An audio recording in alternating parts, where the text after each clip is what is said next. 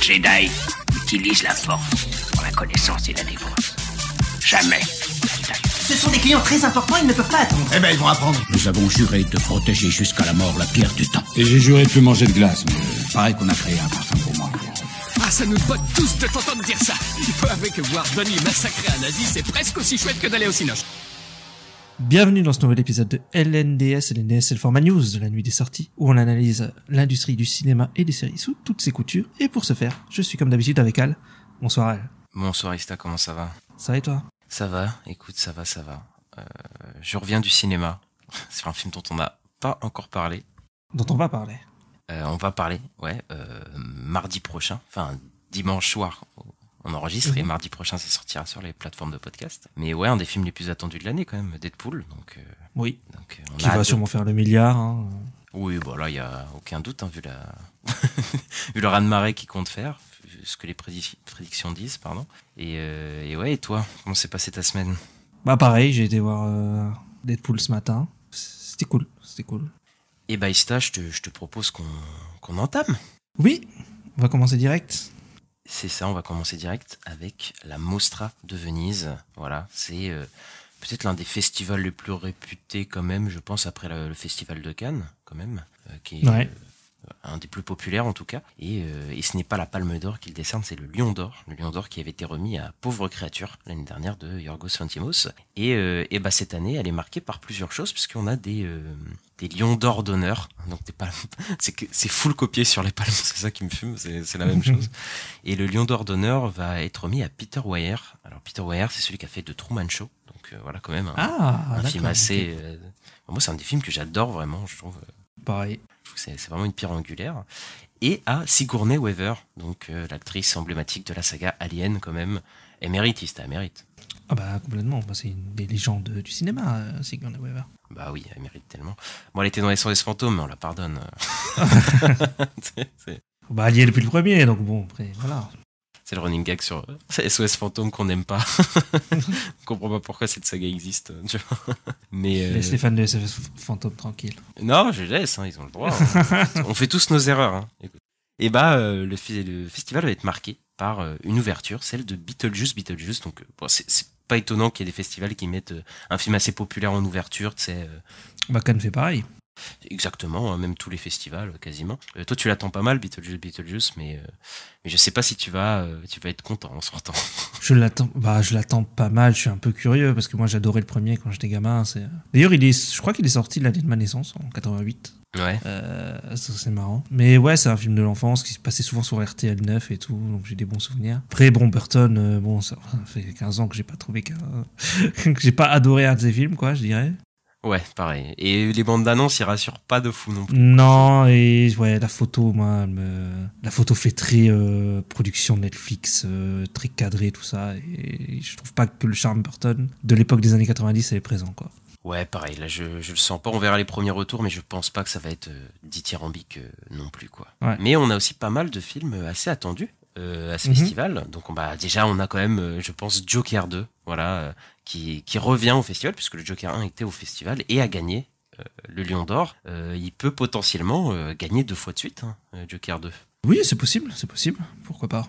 Il avait gagné en 2019, 2018 non, 2018 je pense. Je sais plus. Mais ouais, il avait gagné. Bah, peut-être qu'il va faire le doublé avec son thème comédie musicale. Je sais pas, peut-être que ça va plaire, on verra. Ouais, parce que là, il y a une bande-annonce qui est sortie. Tu l'avais vu, toi, la dernière bande-annonce, du coup? Ouais, je l'ai regardé, ouais. Pas dégueu. Moi, je trouve ça pas dégueu. Ça me donne envie de le voir. Bah, là, on voit un peu plus de chansons. Enfin, on voit Joaquin Phoenix chanter un peu. Il y a vraiment ce côté showbiz et tout, de la comédie musicale, tout ça. Ça me fait rire parce qu'il y a des gens qui ont dit Joker 2 assume plus d'être une comédie musicale que Wicked, qui est elle-même une comédie musicale. Et ça me fait rire. Oui, qu'à la base est une comédie musicale. Ouais, c'est vrai. C'est compliqué, hein. Mais après, moi, Joker 2, ouais, j'ai vu le trailer et ouais, je suis un peu épais. Moi, je fais pas partie de ceux qui détestent, tu sais, le film. Je sais qu'il y a soit les gens détestent, soit les gens adorent et tout. Oui, mais moi, je trouve que le premier était vraiment pas mal, hein, franchement. Moi, je le trouvais plutôt bien. Et ouais, Joker 2, je comprends pas pourquoi le projet existe, mais bon. J'irai voir, curieux comme tout le monde, et je pense que le film va cartonner de fou, quoi. Ouais, mais c'est vrai qu'à l'époque, quand ça commençait à parler de Joker 2, on est tous en mode pourquoi? Parce que le premier suffit à lui-même, quoi. Je le pense toujours d'ailleurs, que le premier suffit à lui-même. Mais bon, à voir. Maintenant que c'est lancé, écoute, on verra bien ce que ça donne. C'est ça, et on a quelques autres annonces quand même assez palpitantes, pardon, oula. C'est dur à dire. C'est ça. Et ouais, bah c'est le nouveau film de Brad Pitt et George Clooney qui sont réunis au cinéma. C'est le film Wolves de John Watts, donc celui qui a fait la trilogie Spider-Man. Et ouais, je crois que ce film est un petit peu attendu quand même, parce que c'est quand même deux icônes quand même oui. En tant qu'acteurs qui reviennent. Et potentiellement, ça peut être un bon film avec John Watts. Bon. Peut-être je suis perplexe, mais pourquoi pas un petit film avec de gros acteurs, ça peut peut-être le faire, quoi. Ouais, ça peut être un petit film sympa et tout. Bon, je sais pas trop ce que ça va donner. On verra. Les têtes d'affiche, ça fait pas forcément des gros box-office de ce qu'on a vu dernièrement, mais à voir. Bon, j'ai revu un peu là des images ce matin quand j'étais voir Deadpool. Ouais. Il y avait des morceaux, des extraits de la bande-annonce, mais ouais, je sais pas trop quoi en penser de ce truc-là, je t'avoue. Je sais pas trop. Ouais, moi je pense que soit ça va être vraiment bien, soit ça va être vraiment nul. Je vois pas entre deux pour ce genre de film. Je pense que ouais, c'est possible, ouais. Puis on a aussi Luca Guadagnino qui revient, qui a sorti Challenger cette année, qui a fait beaucoup parler. Il revient avec le film Queer, avec Daniel Craig et Drew Starkey. Et puis on a Alfonso Cuarón qui revient avec une série télé, cette fois-ci avec Cate Blanchett. Et ça m'intéresse pas mal. Bon, dommage que ce soit une série télé. Tu sais ce que je pense des séries télé. mais je la regarderai potentiellement pour Alfonso Cuarón et Cate Blanchett, évidemment. Pareil, ça m'intéresse un peu parce que c'est Cate Blanchett. Voilà. Et ouais, c'est vrai que... moi j'avais adoré dans Tar, Cate Blanchett, j'avais trouvé trop incroyable. Mais là, à voir, quoi. On va voir ce que ça donne. Kate Blanchett, meilleure actrice. Elle est australienne d'ailleurs, je crois. Parce ouais, à chaque fois, pourquoi elles sont tous blondes, les australiennes? Ben non, pas tous. Il y a. Je sais pas qui, mais il y a sûrement quelqu'un qui n'est pas blond. Ah, tu vois. Parce qu'il y a Chris Hemsworth qui est blond aussi. Enfin, ils sont souvent blonds, ouais. C'est vrai. George Miller, je crois qu'il était pas blond quand il était jeune. Voilà, j'ai trouvé un Australien. Ah, peut-être. Et voilà pour la Mostra de Venise, et on va se diriger vers les infos Marvel, puisqu'on en a pas mal, Ista. Oui, il y a beaucoup de choses qui se passent. Alors, notamment... Donc déjà, en priorité, ils veulent que les deux films Avengers soient réalisés par les mêmes personnes, et par le ou les mêmes personnes. Et l'agence d'Hollywood, la CAA, a essayé de convaincre Kevin Feige d'embaucher Greg Berlanti, donc Greg Berlanti qui a fait les séries du Arrowverse, ou Noah Hawley qui a fait notamment la série Légion, la série Fargo, qui va faire la prochaine série Alien. Et voilà, pour réaliser Avengers 5 et Avengers Secret Wars. Et Feige, lui, il a dit qu'il n'était pas intéressé. Ouais, bah après, Noah Hawley, là, j'ai bien envie de voir en vrai ce qu'il pourrait faire pour le coup. Mais après, bon, de toute façon, il est occupé avec sa série, de toute façon, lui, avec la série Alien. Mais ouais, Greg Berlanti, tout ça, ouais, non, merci, quoi. Ouais, ça c'est. Ouais, je sais pas qui lui a proposé ça, mais franchement, le Arrowverse, là, tout ça. Bah, parce qu'il s'est occupé de super-héros, je suppose, c'est pour ça qu'ils lui ont proposé ça. En plus, il a fait Doom Patrol, Teen Titans, tu sais, Titans. Donc, bon, je pense que c'est pour ça, mais ouais, non. Mais Noah Hawley, ça aurait peut-être été intéressant, mais après, je suis pas sûr que Noah Hawley a envie de faire ça, forcément. Ouais. Mais là, il travaille avec Disney quand même sur Halloween, donc sur Alien, pardon, Alien. Et donc, c'est possible qu'un jour, il fasse une production Marvel. Hein. Moi, ça m'étonnerait pas. Ouais, mais après, ça dépendra surtout du succès de la série, je pense aussi, Alien, etc. quoi. Mais Feige, il est intéressé potentiellement par d'autres réals, Ista. Oui, alors, eh bien, Kevin Feige, il est intéressé de faire revenir des réalisateurs qui ont déjà travaillé plusieurs fois avec Marvel, notamment sur 4 films. Eh bien, c'est les frères Russo, voilà, qui avaient fait The Winter Soldier, Civil War et Endgame et Infinity War. Et donc, voilà, ils seraient pour réaliser Avengers 5 et Avengers 6. D'après The Hollywood Reporter, ça mettrait phare à de longs processus d'embauchement, comme on dit. Voilà, en tout cas, ils voulaient embaucher des gens. Voilà, il y avait notamment le nom de Sean Levy, je crois qu'on en avait parlé d'ailleurs, qui avait circulé. Il y a eu beaucoup de noms qui ont circulé. En fait, là, ce serait possiblement parti pour aller vers les frères Russo, quoi. Ouais, bah écoute, moi c'est pas pour me ravir, voilà, forcément. Après, je pense qu'ils font retour arrière parce que ça s'est pas trop bien passé forcément les dernières années. Et du coup, ils reviennent à des personnes avec qui le succès a été quand même Infinity War Endgame, voilà. Ah bah c'est ça. Pour ceux qui ont raté, ça rapportait pas mal, quoi, au box-office. Ouais. Mais ouais, c'est un peu un aveu d'échec de revenir à une ancienne formule, etc. Donc bon, je pense que voilà, Avengers. De toute façon, je pense pas que les films ont marché par rapport à leur réalisateur, tu vois. Je pense que c'est le concept, etc., qui marche bien. Maintenant, j'avoue que bon, j'aurais aimé des réalisateurs peut-être un peu plus avec plus une patte, etc. Mais je sais que bon, cette direction-là chez Marvel, je pense qu'elle elle est pas près d'arriver vraiment, quoi, pour le coup. Ouais, non, je crois pas non plus, parce en vrai, ils ont tenté des choses. On va parler après d'Eternals 2, par exemple. Enfin, oui, de Eternals 2. Voilà, avec Eternals, ils ont quand même tenté de changer un peu la formule, de faire des choses un peu différentes, mais ça a pas pris. Vu les flops au box-office qui sont venus dernièrement, notamment avec Quantum Mania et The Marvels, ça m'étonne pas qu'ils retournent vers une valeur sûre, vers les frères Rousseau. Et puis les frères Rousseau ont fait des films qui n'ont pas été très bien reçus par la critique dernièrement non plus. Donc je pense qu'il y a aussi un côté gagnant-gagnant au fait qu'ils se remettent ensemble pour faire un... Parce que voilà, chez Marvel, ils étaient bien quand même. Moi, j'aime bien leurs films. Moi, je le dis, voilà. Je trouve qu'il y a déjà dans les combats, il y avait un truc un peu viscéral que j'aimais bien dans leur production à eux. Moi, je suis quand même un petit peu content s'ils reviennent en vrai. Ils me dérangent pas. Je préfère ça que Sean Levy, quoi. Oh, voilà. Bah, on en reparlera dimanche de Sean Levy. Ouais, moi je sais pas trop parce qu'en fait, tu vois, la mise en scène des Rousseau, surtout sur les scènes d'action, je l'aimais pas, hein, moi je le dis, mais je la sentais sur Winter Soldier et Civil War. Sur Endgame, Infinity War, je pense pas qu'ils étaient très impliqués dans les scènes d'action. Je pense pas que, tu vois, ce soit vraiment eux qui étaient vraiment aux commandes de ça. Après, donc, je pense, de façon que, franchement, ça aurait été les Rousseau ou ça aurait été Greg Berlanti, etc. Je pense pas que le film Avengers aurait vraiment si changé que ça. Voilà, pour être honnête. D'accord, ok. Bah, peut-être, je sais pas après. Non, mais c'est plus des films de producteurs, de Kevin Feige, etc., de scénaristes, peut-être même un peu, que de eux, quoi. Je pense, en tout cas. Oui, mais je pense que c'est quand même des bons techniciens, dans le sens où ils arrivent à livrer ce qu'il faut, quoi. Oui, bah, c'est pour ça qu'ils sont embauchés, hein, en tant que techniciens, plus qu'en tant que personne avec une vision, etc., quoi. Oui, voilà. Et d'ailleurs, ils ont ramené avec eux les anciens scénaristes aussi, non ? Ouais, donc Christopher Marcus et Stephen McFeely, qui ont notamment écrit tous les films Captain America et les 2 derniers Avengers. Voilà, ils viendraient aider pour... Alors pour l'instant, ça parle juste de Secret Wars. Michael Waldron serait toujours sur le script. Par contre, il y a une rumeur qui dit que Michael Waldron aurait été viré. Ne serait plus du tout en train d'écrire les scripts des films Avengers. Ouais.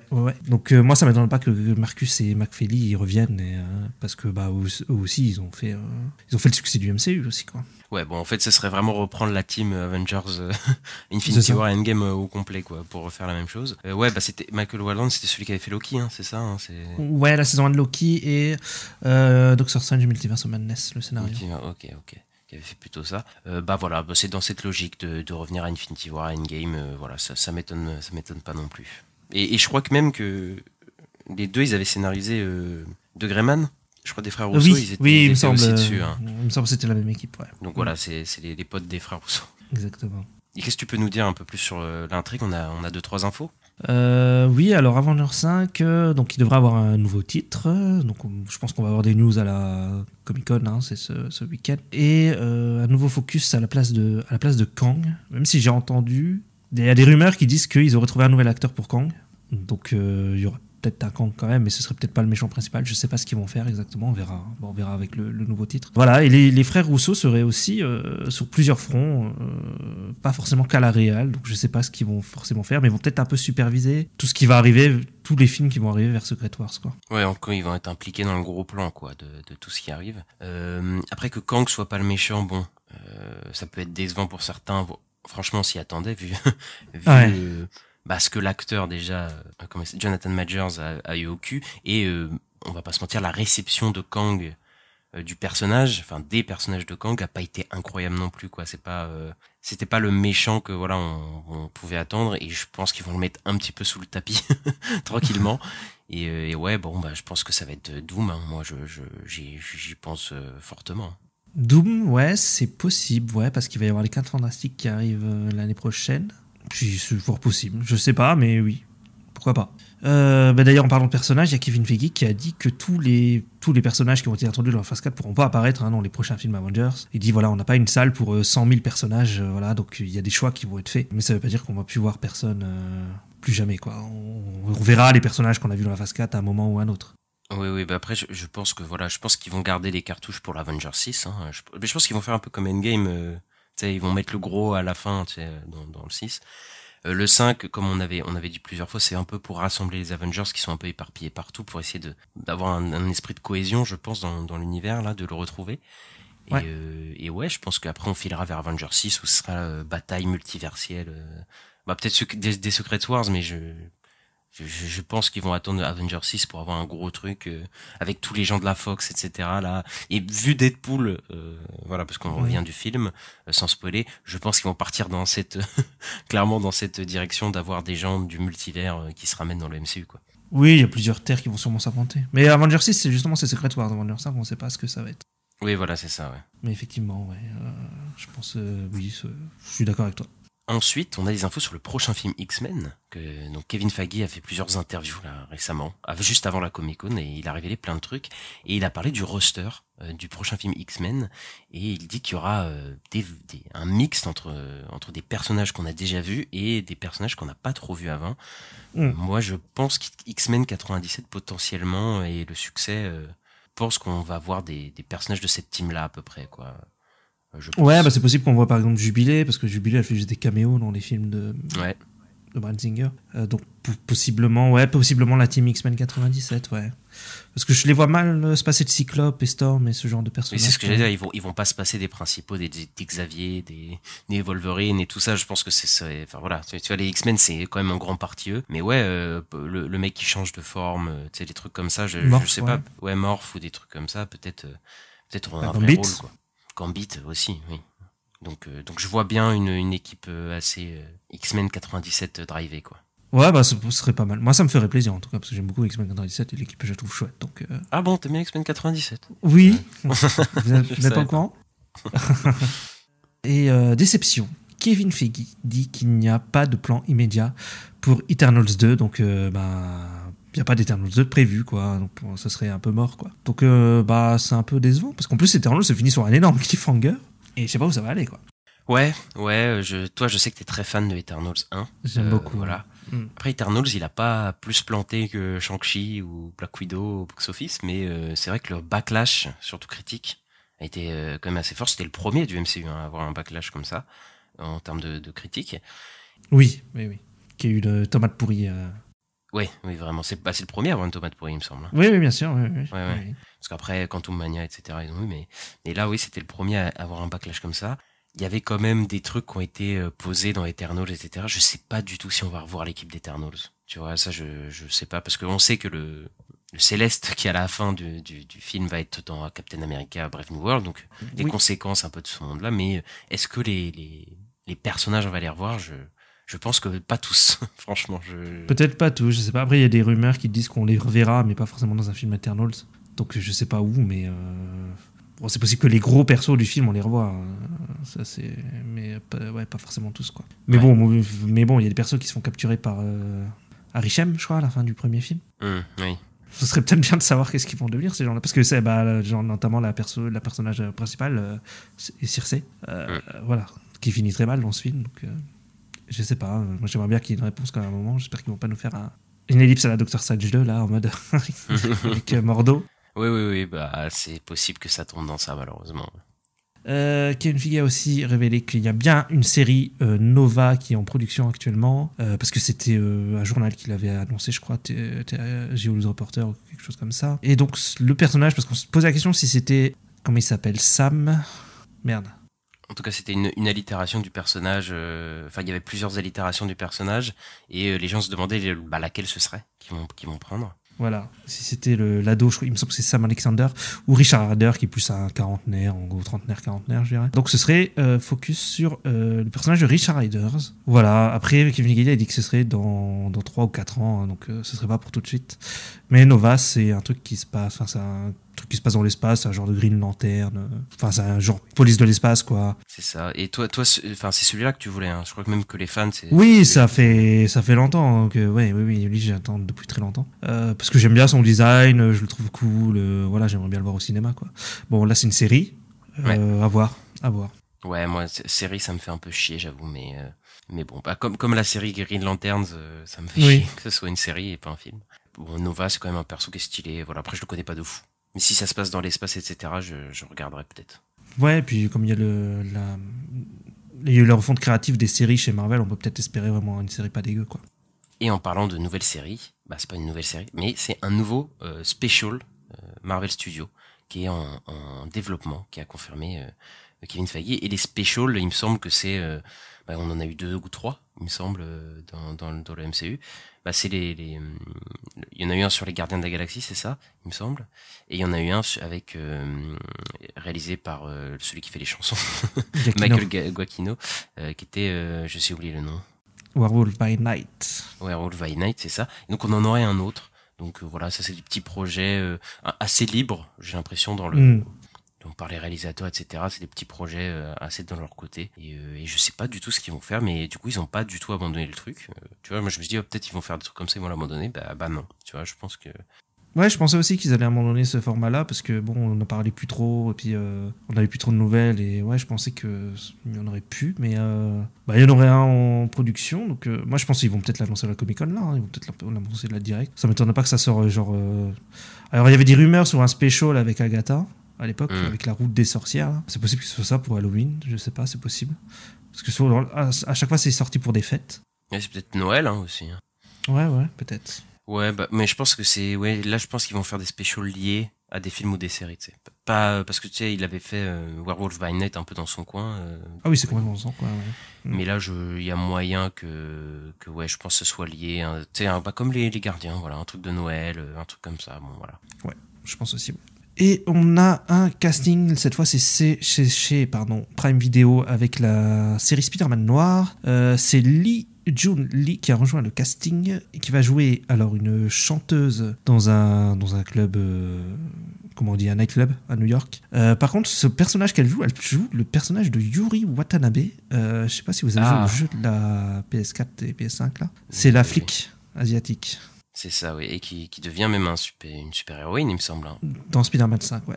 2, pardon, oui. Ouais, une vigilante, plutôt, il me semble. Oui, c'est ça, exactement. C'est ce personnage-là. Mais là, ce serait une danseuse dans un cabaret, quoi. Ouais, peut-être au début et tout. Enfin, c'est bizarre, alors. De changer le personnage. Après, ça se passe dans les années 40, faut pas oublier ça aussi. Ouais, bah oui, c'est vrai que des flics dans les années 40, femmes, il y en a peut-être pas beaucoup. Mais ouais, je savais pas qu'elle jouait ce personnage-là. Moi, j'aimais bien, moi, dans les jeux. Enfin, dans le jeu que j'ai fait. Je trouve que c'était un bon sidekick, etc. Mais on espère qu'ils vont pas enfin là c'est le pire truc, c'est un bon personnage qui transforme en danseuse de nightclub, ça fait peur un peu. Ouais, c'est très bizarre. Hein. Donc après voir, mais bon, je pense quand même qu'elle aura un vrai rôle dans la série vu qu'elle est annoncée quand même assez tôt dans le cast et tout, donc bon, à voir. Quoi. Yes. Alors on a des infos chez Disney et sur Toy Story 5, oui, Toy Story 5 arrive, et c'est Pete Docter, donc un peu le dirigeant de toute la branche Pixar Disney, qui a révélé les réalisateurs du prochain Toy Story, et c'est assez surprenant, mais c'est Andrew Stanton qui va réaliser Toy Story 5 avec McKenna Harris, et alors Andrew Stanton, c'est quand même un des plus grands réalisateurs scénaristes de Pixar quand même, puisqu'il a réalisé Wall-E, quand même, Le Monde de Nemo, etc. Et il a scénarisé beaucoup des Toy Story aussi, il me semble. Et bah là, il va se retrouver en tant que réalisateur de Toy Story, ce qui est assez fou, du Toy Story 5, alors qu'il n'a jamais réalisé un Toy Story. Et il est accompagné de McKenna Harris, et elle, c'est elle fait partie des équipes d'animation Pixar et Disney, puisqu'elle a travaillé sur Raya et sur Luca. Donc elle a fait un peu des... Ah d'accord, ok. Et elle va réaliser le film avec lui. Ouais, assez surpris moi qu'Andrew Stanton fasse Toy Story 5. Tu vois, je me serais pas dit ça comme ça, mais faut le reconnaître quand même, il a fait pour moi un des meilleurs Pixar, ce qui est Wall-E. Voilà. Et donc peut-être, moi le film il me hype toujours pas. Je pense qu'il va servir à rien Toy Story 5, mais bon quand même, il est entre de bonnes mains, je pense. Ouais, c'est ça. Andrew Stanton, c'est de qualité, quoi. Enfin, je sais plus comment on dit, mais en tout cas, oui, c'est rassurant quand même. Il va peut-être prendre le truc, il va nous raconter quand même peut-être quelque chose d'intéressant. Pourquoi pas? Bon, j'attends de voir. J'ai pas de hype non plus, mais j'ai pas non plus de rejet particulier. Je suis en mode, vous voulez faire, vas-y, faites-le. Hein. Ouais, parce que nous, on a plus du tout la flamme Toy Story, tu sais, genre en mode. Oui, aussi. C'est fini un peu pour nous, quoi, mais. Mais après, le film sera peut-être bien fait, quoi, tu vois, mais au niveau des personnages et tout ça, je pense qu'ils ont, au bout d'un moment, faut littéralement laisser ses jouets, quoi. Faut littéralement les laisser, quoi. Parce que là, ça va retourner sur Woody et Buzz, je crois, de ce qu'on avait compris. Ouais, alors qu'ils se séparent dans la fin du 4, quoi. Donc là, tu peux pas faire plus fini que fini, quoi. Et le pire, c'est qu'on va aller les voir, putain. Et ensuite, on a une info sur une série qui nous hype pas mal, là, pour le coup. C'est la série Alien de Noah Hawley, donc qui a fini son tournage et qui a un titre, ça s'appelle Alien Earth. Donc voilà, on sait que ça se passe sur Terre. Et ben voilà, la série Alien a un titre qui s'appelle Alien Earth. Donc voilà, Noah Hawley, je sais pas dire son nom, désolé. C'est toujours le même problème avec les noms. Et c'est celui qui avait fait la série Légion, voilà, juste pour rappeler. Et on a appris quelques débuts d'infos sur la série que j'ai pu lire. C'est que la comédienne principale, du coup, qui s'appelle Sydney Chandler, va jouer une genre de méta-humaine qui est décrite en fait comme une femme ayant le corps d'un adulte en fait et la conscience d'un enfant. Voilà. Et D'accord. et c'est à peu près ça. Et ça sera de 8 épisodes. Voilà, 8 épisodes cette saison. Donc c'est assez classique maintenant, ces formats en 8 épisodes pour le coup. Et ils préparent déjà 2 autres saisons potentielles pour Ah ouais, ils sont série. chauds. Ouais, ils sont chauds, je sais, ouais, quand même. Mais du coup voilà, est-ce que ça te hype toujours pour le coup? Oui, moi tout ce qui est Alien, là je suis très très chaud. Plus Noah Hawley, moi j'ai adoré Fargo, hein, donc là, j'ai vu 3 saisons, j'avais adoré. Donc pour moi c'est une valeur sûre et j'ai très hâte de voir cette série. Ouais. Ça te hype un peu, quoi. En attendant, on aura Alien Romulus pour patienter. Et c'est ça, oui. Et ça on a très hype, nous deux. Ouais, bien sûr. Ensuite, on a une info de chez Disney, c'est une série qui va être revivée, qui va avoir un revival, mais pas en série, en film. C'est 24 heures chrono. 24 heures chrono, qui est quand même une des séries qui a quand même marqué les esprits. Elle est sortie quand, la série 24 heures? C'est milieu des années 2000, un truc comme ça, non? Oui, ça commence à dater, mais c'était dans les années 2000, ouais. Parce qu'il y a eu à un moment, là, je sais que la série s'est tapée la grève, et c'était la grève de 2008, donc c'est dans les années 2000, quoi. C'est ça, et avec un concept qui était quand même fort, c'est une narration en temps réel avec une saison de 24 épisodes, du coup d'1 heure, et du coup ça faisait 24 heures, donc voilà, 24 heures chrono. T'avais vu toi la série? Pas du tout. Non, j'ai jamais vu, j'avais un pote qui adorait cette série, qui m'en parlait souvent, mais moi j'ai jamais regardé. Ouais, moi non plus, mais enfin j'avais vu des épisodes, c'est à la télé, mais j'ai jamais... Ouais. J'ai Bah, jamais été regardé à fond sérieusement, dedans. quoi.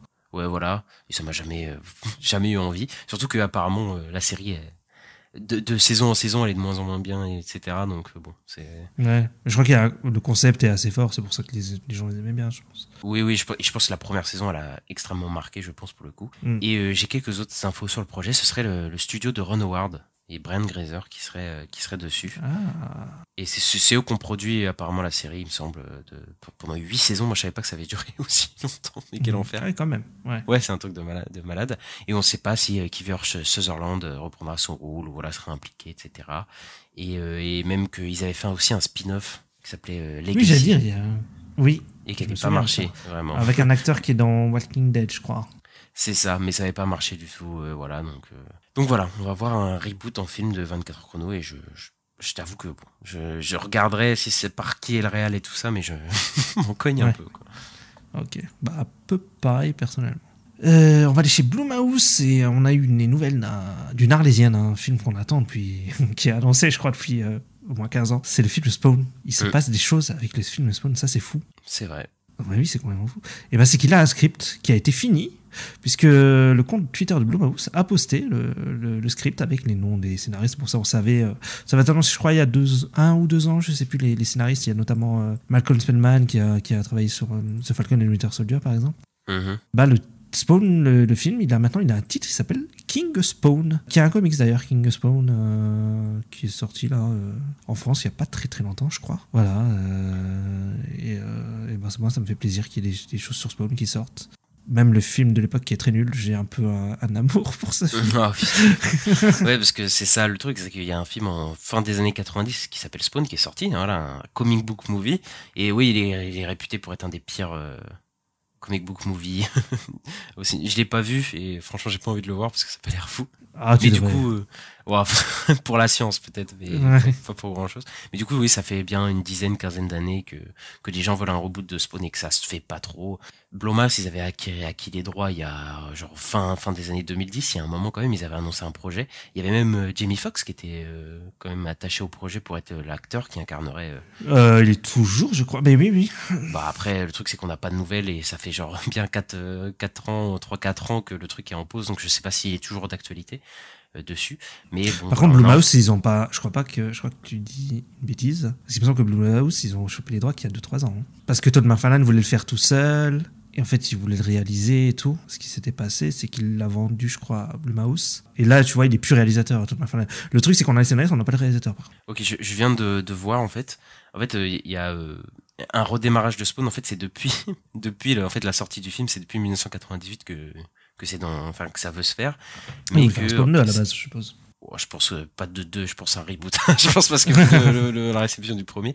Mais c'est en 2017 que Blumhouse il s'est associé au projet. Mais ils ont confirmé en 2020 qu'il y avait un début de développement en fait. Voilà, ouais, ok, d'accord. Parce que je me souviens de l'annonce, je l'ai vue, donc j'étais pas. Oui, c'était en 2020, oui, l'annonce du coup. Mais en 2017, ils étaient déjà associés au projet, mais il y avait rien. Il y avait pas de confirmation, il y avait rien. Et c'est là qu'ils avaient même confirmé Jamie Foxx en tant que Oui. Spawn. Mais voilà. Et moi, j'avoue que j'ai bien envie de voir ça parce que j'aime bien le design du costume. Même pas, je connais rien. Ouais, bah c'est le truc qui revient beaucoup de Spawn, c'est le truc qui marque, c'est le design du personnage. C'est beaucoup ce que Todd McFarlane fait. Mais Todd McFarlane, c'est lui qui a fait Venom, c'est notamment le design de Venom, qui est aussi très marquant, quoi. Donc. Il a fait des très beaux designs pour qu'ils soient gâchés au cinéma à chaque fois, quoi. C'est ça. C'est ça. C'est super alors. Mais Todd McFarlane, c'est un peu une légende du comics, ouais. Bah écoute. Mais plus pour ses designs que ses histoires, parce que même je crois que les comics Spawn ne sont pas incroyables, mais bon, c'est un peu bourrin, quoi. Mais oui, mais une vibe un peu horrifique, non, dedans? Oui, complètement. Et si je peux conseiller un truc, c'est la série d'animation HBO sur Spawn. Voilà, c'est une série des années 90 qui est beaucoup plus fidèle aux comics. Il y a du gore, il y a du sexe, il y a tout, quoi. Tout ce qu'on aime. Tout ce qu'on aime chez HBO. Voilà, c'est là. Par contre, je viens de me rappeler, c'est Blumhouse qui fait le film, donc bon. Oui, bon. on tremble un peu quand même. C'est ça. Eh bien, on va maintenant chez Universal Pictures et on aurait un titre pour le prochain film Jurassic World. Il se nommerait tout simplement Jurassic World Rebirth. Voilà, réalisé par Gareth Edwards avec Scarlett Johansson, Jonathan Bailey et Marshall Ali. Voilà, on l'avait déjà dit. Voilà, c'est pas très original comme titre, je trouve. Ouais, et c'est un titre qui fait très peur. Pour le coup, parce que Rebirth, qu'est-ce qu'ils veulent dire Rebirth? C'est quoi, le parc revient? C'est quoi, encore? Encore un parc? Encore un parc. Mais en plus, apparemment, la rumeur, c'est pas que ce serait un parc, mais que ce serait... Attends, écoute bien. Vas-y, dis-moi. Ce serait 3 adolescents et 3 adultes qui tentent de survivre sur l'île de Nublar. Encore? Encore. Isla Nublar? Oui. Ah oui, d'accord. Super. Après, j'ai vu que Scarlett Johansson elle était trop contente et tout. Elle disait, je suis fan de la franchise. Ouais, mais bon. Est-ce qu'elle est entre de bonnes mains? Je sais pas, quoi. Bon, on rappelle que Gareth Edwards est toujours le réal, hein, mais bon. Moi, ce titre, il me fait peur. Moi, je comprends pas le succès de cette franchise. Franchement, qu'il fasse le milliard à chaque fois, ça me met toujours sur le cul, mais voilà. Ouais, des dinosaures, hein, c'est tout, hein, ça suffit. Ouais, je te jure, c'est vraiment que ça. Hein. Clairement. Et ensuite, direction la France, les amis. Parce que on a une info qui tue. Voilà, le film le plus attendu de tous les temps, je pense, Ista. C'est Fatal 2. Fatal, le retour. Est en développement. Ça a été annoncé par Michael Youn sur scène. Parce que je crois qu'il faisait une tournée ou quoi. Il a dit Fatal 2 est en développement et ça faisait un moment qu'il voulait le faire. Il faut savoir quand même que Fatal 1, enfin le premier, du coup, il a acquis un peu un statut un peu culte, gentiment culte, voilà, parce que voilà. Mais c'est vrai que c'est un truc qui a marqué un peu ma génération, je pense. Fin 90, début 2000, voilà, je sais qu'il y a plein de mèmes sur Fatal et moi je trouve que c'est un film qui est... C'est plutôt fin 2000, Fatal. Non mais des gens de ma génération qui sont nés fin des années 90. Okay. C'est ça que je veux dire, mais oui, t'as raison de me reprendre là-dessus. C'est un peu un film culte, tu sais, de notre enfance, adolescence, pour nous, voilà, qui a une comédie, moi je trouve qu'elle est un peu plus intelligente que ce qu'on peut penser quand même, qui critique quand même pas mal le showbiz, la publicité, la télévision, etc., qui montrait ça de façon un peu grasse, etc., mais moi je trouve que ça marchait bien, et oui, quand j'étais petit, j'étais fan de Fatal Bazooka, voilà, je l'avoue, oui, j'aime bien, j'écoutais Foot à Cagoule, le premier degré, c'est terrible d'avouer ça, mais ouais, du coup, je suis chaud pour un Fatal 2, même si, bon, Est-ce que le Fatal 1 avait besoin d'une suite? Je ne sais pas, je ne pense pas. Mais ouais, de revoir Michael Youn à la réalisation d'un truc bien, parce qu'il a fait des trucs pas terribles ces dernières années. Mais voilà, moi j'avais trouvé Fatal plutôt bien, moi. Ouais, bah ça revient souvent comme un bon film. Hein. C'est un de ces films reconnus comme étant chouette, ouais, qui a même des messages un peu intéressants et tout derrière, mais à voir après. Les suites qui viennent comme ça, 10-15 ans après, ça a jamais fait des trucs super, à part Mad Max Fury Road. mais Oui, ça fait très peur, je suis d'accord. Ouais, donc bon, à voir. Et on s'en va vers les plateformes de streaming. Et on va commencer par Netflix, qui a fait 2-3 annonces. Ils ont annoncé une nouvelle adaptation de comics, puisque c'est la fête en ce moment. J'ai l'impression qu'il y a des adaptations de comics de partout, au cinéma, en série, etc. Ça s'appelle Minor Threats. Voilà, j'espère que je l'ai bien dit. Et c'est un comics qui a été fait par Patton Oswalt. Donc Patton Oswalt, c'est un comédien. Voilà. Je sais plus dans quoi je l'ai vu, mais je l'ai vu dans des trucs. Mais sa tête... Je l'ai vu dans Les Agents du Shield. Voilà. Ok, d'accord. Moi, sa tête est tellement familière, mais je ne saurais pas te dire d'où je l'ai vu. Il est dans plein de trucs, je crois. Ouais, c'est ça. Ouais. Et son comics va être adapté et il sera le showrunner avec celui avec qui il a fait le comics, qui s'appelle Jordan Bloom.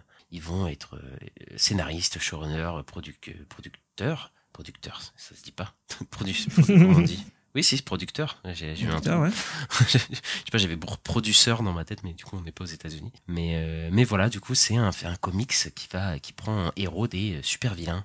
Voilà, et je crois que ça tourne un peu en satire et les super-héros, etc. Et ça me fait beaucoup penser à The Boys parce que c'est apparemment assez violent, etc. Donc, est-ce que ce serait le The Boys de Netflix? Je pense un peu. Je pense que ça va être un peu ça l'esprit, je pense. D'accord, ok. Bah, à voir, pourquoi pas. Ouais, mais du coup, ça va subir la comparaison. Donc, va falloir. Ouais, ça, c'est ça. Ça va être compliqué pour eux. Ça va être compliqué pour eux. Après, bon. Faut voir ce qu'ils proposent, mais une série live-action Netflix qui adapte un comics, aïe. en général, Netflix... Ouais, les adaptations de comics, c'est pas ouf chez Netflix. Hein. Oui, les adaptations tout court même. Oui, aussi, ouais. Bah, tu vas parler d'une autre, là. Oui, on va parler de One Piece, la saison 2, qui... c'est triste. Mais Jamie Lee Curtis ne jouera pas le docteur Kureha, parce qu'elle a des problèmes d'emploi du temps, donc elle peut pas être là pour filmer, parce que là, elle tourne Freaky Friday 2, il me semble, en plus, en ce moment. Donc ça va être dur. Et elle avait été... elle-même déjà est fan de One Piece, Jamie Lee Curtis, du coup, la Scream Queen d'Halloween. Elle était fan de One Piece, elle dit... ça fait des années qu'elle montre son amour pour One Piece et tout, et voulait jouer je sais plus quelle personne. Elle voulait jouer Luffy à chaque fois, elle dit je voulais suivre, mais bon, maintenant, elle est beaucoup trop âgée, malheureusement, pour jouer ça. Mais du coup, le Dr. Kureha, c'était beaucoup fancast pour elle, parce que, c'est une dame assez âgée et tout ça, et je la verrais hyper bien dedans. Et ouais, c'est assez triste qu'elle joue pas, Dr. Kureha. Et je crois que le casting de la prochaine saison, il ravit pas tellement pour l'instant, je pense. Ah ouais? Les fans de One Piece. Ouais, tu sais, c'est que des acteurs un peu inconnus, et les gens, ils se sont dit peut-être, même moi aussi, je m'attendais, je me dis, putain, avec le succès de la saison 1, peut-être qu'ils vont engager des gens assez connus, etc., ou des voix, et pour l'instant, c'est assez maigre. On n'a toujours pas Chopper, bordel de merde. Mais après, Chopper. Oui, on sait pas, qui fait la voix de Chopper, s'il y a Chopper, effectivement. Mais je pense que Chopper va être en image de synthèse, et du coup, ça va être un voice acteur, donc l'acteur peut être annoncé plus tard pour faire ses lignes et tout, mais bon, pour l'instant, je suis pas, ça me hype pas du tout pour la saison 2. Bon, déjà, la saison 1, nous, on n'avait pas été très gâtés, mais voilà, le casting de la saison 2, ils me vont pas du rêve pour l'instant, quoi. Ouais, mais après, c'est dans la lignée de la saison 1 où c'était aussi des acteurs inconnus, quoi. Enfin, nous, on les connaissait pas. Oui, c'est ça, ouais. C'est pas tellement étonnant, mais ouais. Après, dommage, parce que oui, c'était un gros fancast, sans parler souvent, même pendant la saison 1 et tout, et bon, au final, elle pourra pas le faire. Bon, ils trouveront quelqu'un d'autre, c'est pas grave. Ouais, c'est dommage, mais bon. On va chez Prime Video et on a des nouvelles de la série live action Tomb Raider de Phoebe Waller-Bridge. Eh bien, elle va commencer son tournage au début de l'année prochaine. Et voilà, ils vont commencer donc le casting pour trouver leur Lara Croft. Ça va commencer bientôt. Ouais, du coup, Phoebe Waller-Bridge, c'est celle qui a fait... Comment s'appelle sa série? C'est... Merde, non, c'est pas Miss Maisel, c'est l'autre. C'est... Fleabag. Ouais, sa série Fleabag qui avait beaucoup marché et qu'on a vu au cinéma dans Indiana Jones 4. Bon, ça n'a pas très bien marché, mais voilà. Et 5. 5, oui, plutôt bien vu. Et heureusement, parce que le 4 est pire que le 5. Et ouais, bah du coup, le projet avance plutôt bien, puisque là, ils cherchent une Lara Croft, donc ça va arriver dans très peu de temps. Et toi, du coup, tu parierais sur qui, Lara Croft? Moi, je sens bien une genre de Kelly Spany ou un truc comme ça, tu vois. Ah oui, ouais, j'en ai vu qui voulaient Melissa Barrera. Ah oui, je vois. Ouais. Mais après, j'en ai vu qui disent ouais, mais c'est pas parce qu'elle dit des trucs basés que c'est une bonne actrice. Oui, bah après, j'ai pas vu que c'était forcément une bonne actrice, ouais. C'est ça, non, Scream, on n'est pas trop convaincu pareil, je pense. Hein, mais ouais, enfin, c'est pas une mauvaise actrice, mais voilà, c'est pas non plus. Ouais, je trouve pas que ça a tombé par terre, quoi. C'est ça. Et c'est dommage parce que je trouvais qu'Alicia Vikander, elle était pas mal, moi, en Lara Croft. Bon, le film, j'ai pas aimé. Hein, ah oui. Mais... Oui, c'était pas dégueu. C'était pas dégueu du tout. Peut-être une inconnue qu'on connaît pas. Enfin, une inconnue qu'on connaît pas, oui, une inconnue. Mais oui, peut-être une Kelly Spany ou une Isabella Merced aussi qui pourrait faire le taf aussi. Enfin, ce genre d'actrice à la mode là en ce moment. Après, elle a déjà fait une exploratrice, Elisabeth. Bah oui. Elle a fait elle. Elle a fait Dora. Ouais. Dora, donc. Ce serait drôle. Mais bon, ouais, je sais pas, on verra. J'ai pas vraiment. Moi, j'aime pas les fancast. Donc, oui, pareil, ouais. J'attends de voir ce qu'on nous dit, quoi. Il y avait des gens qui parlaient de Millie Bobby Brown et j'étais déjà en train de souffler. Ça peut être... Et j'ai entendu Daisy Ridley et je pense qu'aussi Daisy Ridley ça peut aller. Je pense, oui, ça pourrait le faire. Ouais. Mais Millie Bobby Brown, si ce serait une série Netflix, oui, ce serait ça. Mais là, c'est vrai. Elle fait tous les trucs Netflix, elle, c'est vrai. Voilà, donc... Bon, on verra ce qu'on nous annonce, mais en tout cas, ça devrait plus tellement tarder, une annonce d'une Lara Croft, quoi. On a des news de Apple TV. Apple TV qui est en péril. Il génère moins de vues par mois que Netflix fait en une journée. Donc voilà, c'est catastrophique. Donc leur plan est de réduire leur coût de 20 billions, c'est milliards, je crois. Ouais, c'est milliards, ouais. Ouais, de 20 milliards, leur production télé et les films depuis le lancement, quoi. Ouais. Bah après, on sait que, en vrai, de vrai, à part les top services de streaming, les autres, ils galèrent. On sait que Paramount+, oui. Ça marche pas, d'autres trucs comme ça. Apple TV+, ça marche pas, même s'ils font, je trouve, des trucs de qualité. Et de toute façon, Apple, ils ont tellement de fric, de toute façon. Parce que, bon, les pertes, ils les sentent pas de fou. Mais effectivement, ils ont dépensé énormément dans des films. Là, ils ont un film qui est au cinéma, là, qui s'appelle To the Moon, qui a coûté 100 millions et qui était prévu pour les plateformes. Et d'ailleurs, c'est pour ça aussi qu'ils ont changé leur stratégie, je pense, de les sortir en salle. C'est parce que ils avaient quand même de l'argent à se faire là-dessus. Bon, oui, c'est vrai que Apple TV, c'est pas le truc le plus réputé ou populaire, tu vois. Genre, en France, surtout, je crois qu'il y a pas énormément de gens, par exemple, qui ont Apple TV. Je pense que ça doit, aux États-Unis, ça doit aller, mais je pense dans le monde, ça doit pas être incroyable. Ouais, ça doit pas être tout. Je pense que ceux qui ont Apple TV Plus en France, c'est ceux qui prennent le pack canal, là où t'as un peu tout, et t'as Apple TV maintenant. Mais sinon, pas trop. Hein. Même s'il y a des super séries, il y a Silo, il y a Sévrance et tout, qui sont super, qui sont très réputés, mais ouais, c'est clairement. Je pense que les gens font des choix et que ça va plus vers. Déjà, en général, vers Netflix en premier, et puis derrière Disney Plus et Prime Video qui sont les plus gros, quoi. Ouais. Bah oui, c'est un peu ça, quoi. Et en parlant de plateformes qui galèrent, parle-nous un petit peu de Paramount+, parce que là, ça sent la galère totale, là, quand même.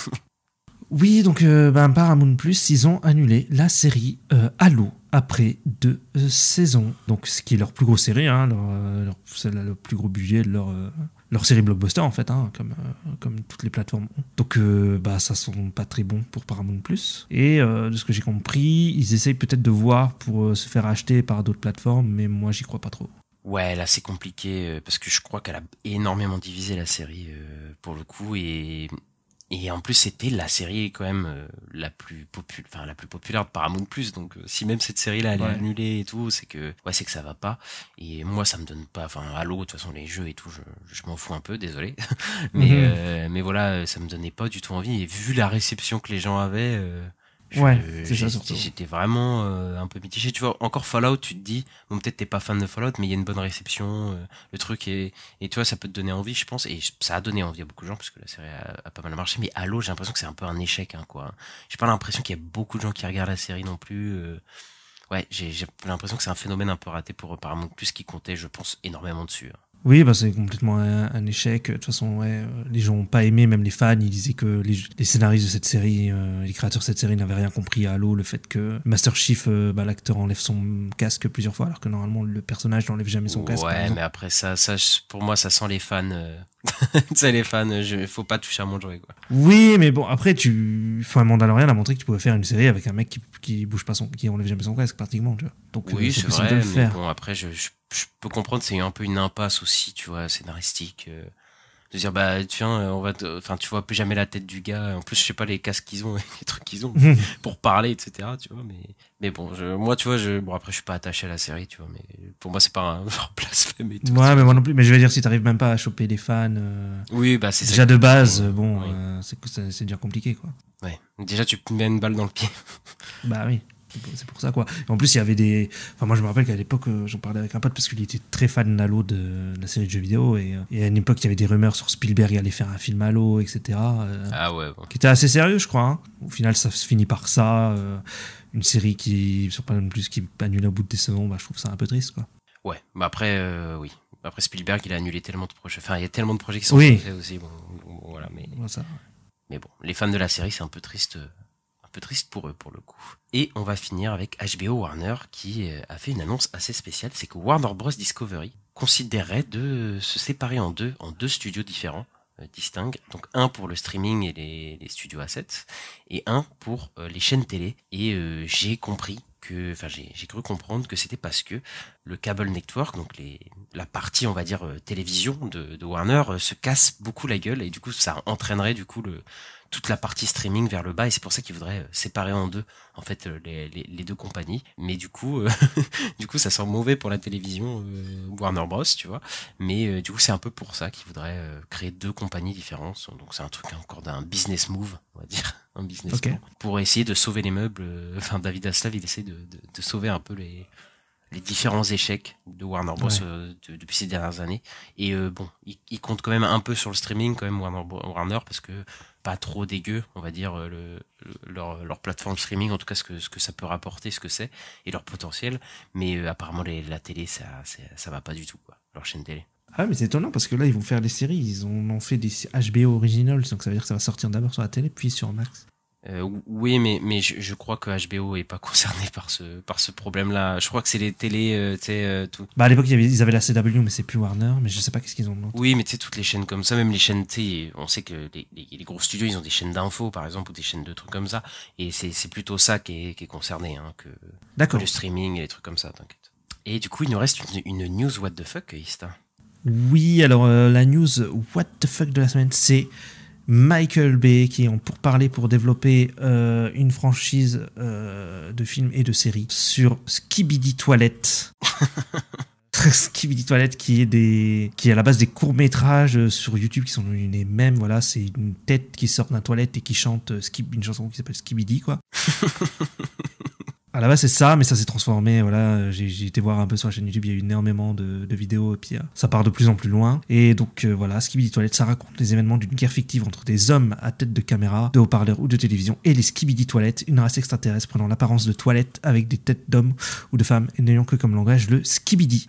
Dirigé par le G-Toilette, dont le nom s'inspire de la série Half-Life, ils ont comme ambition de conquérir la Terre en éliminant toute opposition. Une idée actuelle pour le film Skibidi Toilet, ce serait de faire un film d'animation hybride, faire un film hybride animation et live action, un thriller notamment similaire à John Wick et District 9. Qu'est-ce que c'est que c'est... J'adore Ista parce que tu as lu cette info avec le plus grand sérieux que Oui. tu pouvais, et ça je trouve ça c'est assez fort. Et comme si c'était une info normale quand même. D'ailleurs dit ça. Mais ouais, en vrai je vais la regarder, hein, je pense, hein, parce que Michael Bay qui parle de ça, moi je regarderais, hein, Skibidi Toilet.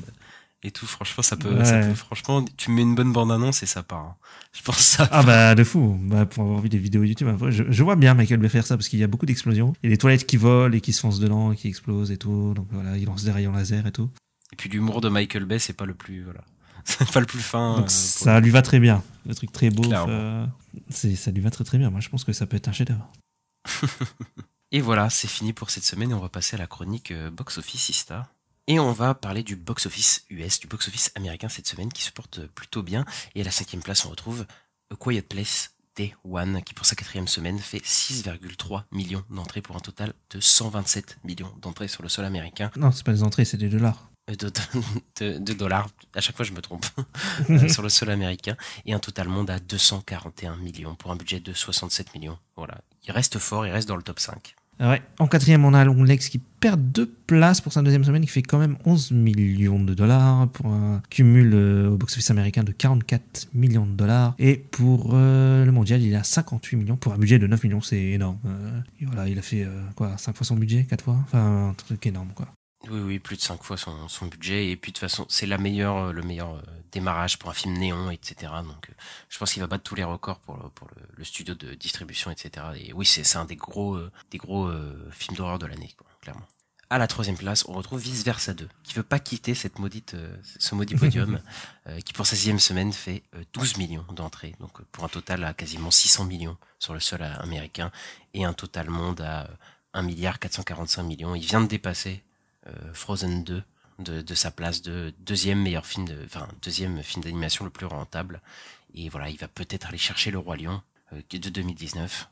On croise les doigts pour qu'il le dépasse, parce que j'aime pas le Roi Lion de 2019. Effectivement. En 2e, on a Moi chez Méchant 4 qui perd une place pour sa 3e semaine et qui fait 24,4 millions de dollars, qui a un cumul au box-office américain de 260 millions. Et pour le box-office mondial, il est actuellement à 578 millions pour un budget de 100 millions. Donc énorme succès. Je crois qu'il va quand même atteindre le milliard de ce que j'ai vu. Il devrait atteindre le milliard, mais vraiment au début du milliard. Comme la plupart des films Moi chez Méchant, c'est des derniers, les derniers qui sont sortis, je crois. Toujours des gros succès en tout cas, quoi. Et à la 1re place, le nouveau venu Twisters, voilà, qui bat toutes les attentes qu'on avait pour le film en termes de recettes, et qui fait 81 millions de dollars pour sa 1re semaine aux États-Unis, et pour un total monde à 133 millions de dollars. Voilà. Il a un budget de 155 millions, alors que je pensais que c'était 200 millions. Mais les derniers rapports ont dit 155 millions, donc il coûte moins cher que ce qu'on pensait. Et le film il fait plus que ce qu'on aurait pensé, voilà. Et il faudra voir la 2e semaine et tout comment il s'envole, mais effectivement, il est quand même bien parti pour être un succès quand même. Oui, ça va complètement être un succès, un des succès de l'année. Ouais. Et on va passer au box-office français, et on retrouve à la 5e place un petit truc en plus qui quitte petit à petit le top 5, parce qu'il l'est depuis 12 semaines. Depuis 3-4 mois, là, depuis 3 mois, pardon. Il est dans le top 5, et il fait 255 000 entrées, et il a atteint les 9,4 millions d'entrées. Donc il a dépassé le dîner de con, voilà, et il va dépasser le milliard, et il se dirige vers le milliard, les 10 millions, et il se dirige vers les 12 millions d'entrées. Donc voilà. Eh bien, très beau succès pour un petit truc en plus. En 4e, on a Twisters pour sa première semaine qui fait 290 000 entrées. Je sais pas, j'ai pas l'impression que c'est fou, mais non, c'est pas le gros carton qui peut être aux États-Unis comparé à chez nous. Mais de toute façon, je crois que Twisters, c'est un film beaucoup plus américain. Oui. Voilà, c'était un film un peu plus pour eux, voilà. Nous on est au-dessus, voilà, intellectuellement. C'est le mec vénère parce que Twisters, c'est n'importe quoi. Ah, la haine. Bah oui. Alors. Ensuite, à la 3e place, toujours sur le podium, on retrouve Vice Versa 2 qui pour sa 5e semaine fait 575 000 entrées. C'est un truc toujours de fou. Il est à 6,8 millions d'entrées, donc voilà. Il est top 2 de l'année pour l'instant au box-office. Et ben bravo, Vice Versa 2. En 2e, on a Moi chez Méchant 4 qui perd une place pour sa 2e semaine et qui fait 785 000 entrées pour un cumul de 2,1 millions d'entrées. Très beau succès pour Moi chez Méchant 4 aussi en France. Et à la 1re place, il reprend sa 1re place, c'est le Comte de Monte Cristo qui ne perd quasiment rien en termes d'entrées. Et ouais, il y a le cinéma français, il y a rien, le cinéma se casse la gueule. Et ben non, ça va, puisque le Comte de Monte Cristo, pour sa 4e semaine, fait quasiment 1 million d'entrées. Il n'a perdu que 7% sur la semaine dernière, et il est déjà un total de 4,5 millions d'entrées. Donc il a déjà atteint le total des deux Trois Mousquetaires qui étaient sortis l'année passée. Et ouais, incroyable succès qui se maintient bien. Comme un petit truc en plus, ça c'est vraiment un succès de fou, quoi, pour le coup. De ouf, j'ai toujours pas vu. Faudrait peut-être que j'aille le voir. Il est pas si mauvais, donc voilà. Oui, il y a de très bon retour. Et voilà, c'est fini pour cette semaine. J'espère que vous avez aimé cet épisode. Et voilà, n'hésitez pas à mettre les 5 étoiles, le petit pouce en l'air, vous connaissez, hein, ça fait toujours plaisir. À nous suivre sur les différentes plateformes, sur les différents réseaux sociaux. @la nuit des sorties sur Twitter, sur Instagram, sur TikTok, sur Twitch, sur YouTube. Et voilà, on espère que vous avez kiffé cet épisode et on se retrouve pour la critique de Deadpool, du coup, mardi prochain. Et ça promet d'être la critique, une des critiques les plus attendues quand même. Et Ista, on se donne rendez-vous là-bas.